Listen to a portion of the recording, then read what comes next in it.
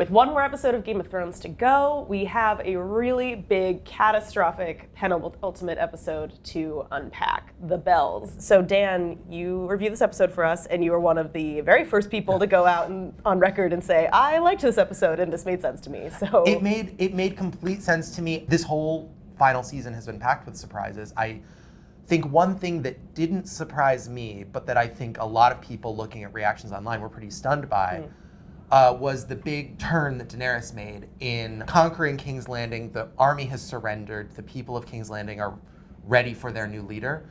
And she then goes on a rampage and destroys them all. And I actually would draw on both sides of the argument. Not merely does she play power politics, politics of dominance. She desires more than anything to rule, and rule in a very authoritarian way, that she can liberate people and she can believe in justice, but it all stems from her as the central figure around which everything else revolves. She trusted you to spread secrets that could destroy your own queen. And you did not let her down. The whole story begins with her kind of in exile because the Lannisters are in power, and the Lannisters and the Baratheons, and she has spent the series reclaiming her birthright and on a quest for revenge. Going back even to the conclusion, the final scene of season 1, she steps out of a burning pyre with her newborn baby dragons, and everyone around her falls to their knees. And this is kind of, I think, the birth of her ideology, which is that ultimately she is a person with the power to radically change the way things are done. And if she wants to do it, it's okay. Which to me makes her a complicated character. I think there's a bit of a flattening effect because Emilia Clarke's a very likable celebrity. There are a lot of comparisons to Daenerys over time to real world political figures with whom we're sympathetic. So there's a bit of an aspect of like, oh, Daenerys is being betrayed, but I think she's always been a little bit more complex. Yeah, I think in general, the lifting up of Daenerys as this like you go girl feminist figure has always been a misread. Yes.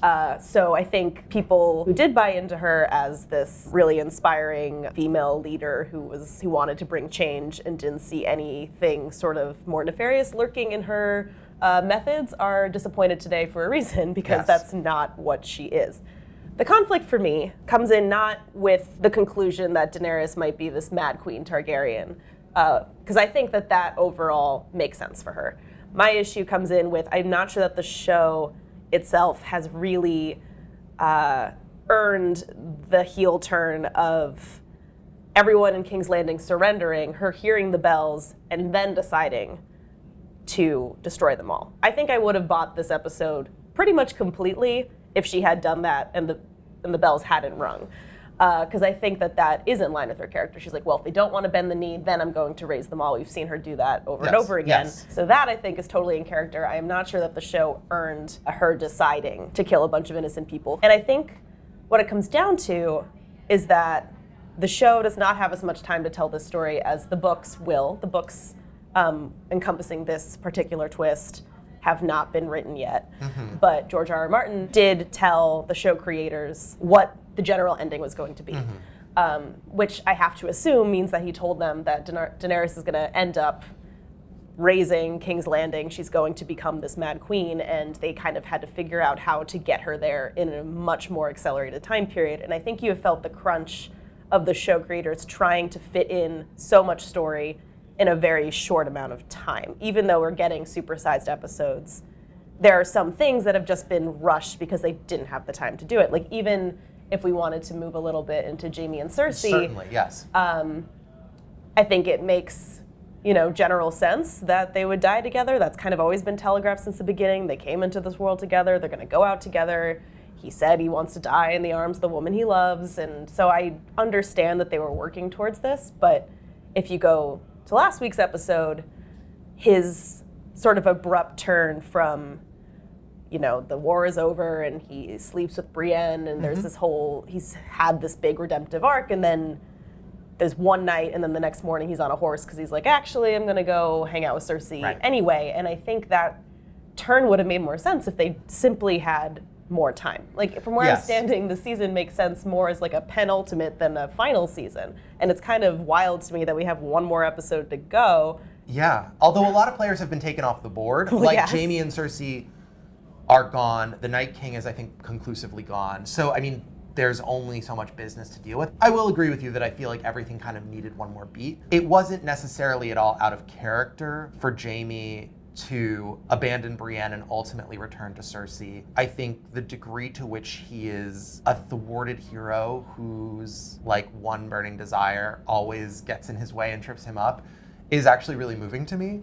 It makes him a really interesting and round character, but I agree with you that that did feel a little bit rapidly done. And it did feel a little ignominious for Cersei, who has been such My girl Cersei. a terrific character, one who is so built over all the seasons of this show. I liked how off my expectations it was, perhaps, that she was kind of crushed in a collapsing building rather than, you know, some fearsome showdown. But it did also feel a little unworthy. Like, I was just like, is she even dead? Like, it was almost hard to believe as it happened. It sucks for Lena Headey, who has been so good over the course of the series. Like 95% of her stage directions for this season must have been stairs out window. Yeah, and she was fully absent from at least 2 episodes, as I recall offhand. And she really did not have much to do, and I think she was one of the best actors consistently on the ensemble, so it was kind of sad that the action was elsewhere.